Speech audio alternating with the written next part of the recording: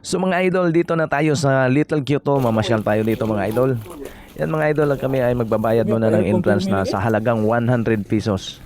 So tayo papasok na mga idol. Papasyalan natin yung buong area ng Kyoto mga idol. Ayan po ditong area na po mga idol ay meron po silang souvenir mga idol. Para sa remembrance ng ating pagpasyal dito sa kanilang lugar mga idol. Kaya pwede tayong pumili. May mga tasa, meron silang iba't ibang klase na souvenir. Ganda din mo, ganda ko. Ito yung aso na yung nag-aantay sa amo niya. Yung sa Japan, si Hachiko. Kapinara. Meron silang kapinara.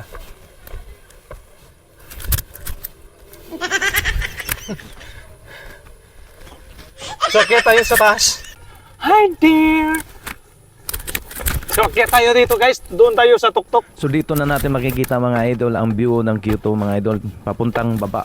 So mga papansin po natin mga idol, hindi gaanong maganda yung mga bulaklak ngayon dahil sa sobrang init ng panahon.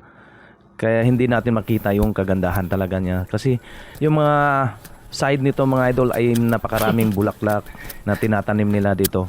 Kaso nga lang sa sobrang init ay namamatay po yung mga bulaklak.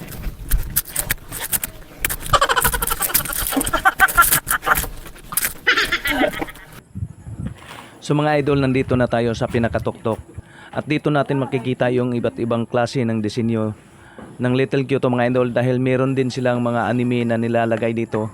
Dahil ang mga Hapon ay mahilig sa anime, kaya naglagay sila dito katulad nila Naruto at Tom and Jerry ay nandito. So mga idol, dito na natin makikita yung view talaga ng Little Kyoto pag nandito ka na sa tuktok. Kagaya niyan, pwede mag-standby dito.